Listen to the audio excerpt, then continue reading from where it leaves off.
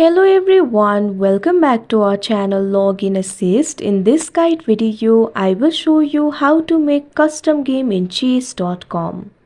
First of all, open the chess.com application. In order to make a custom game, tap on the play option that you can see at bottom.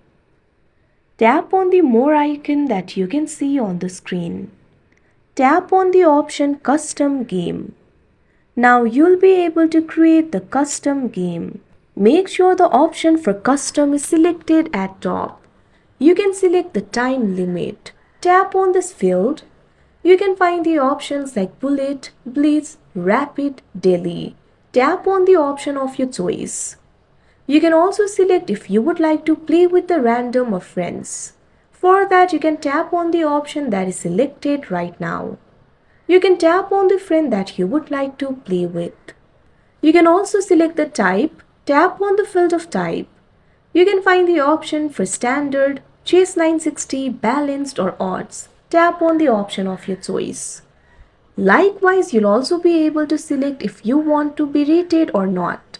Toggle this button on or off according to your choice.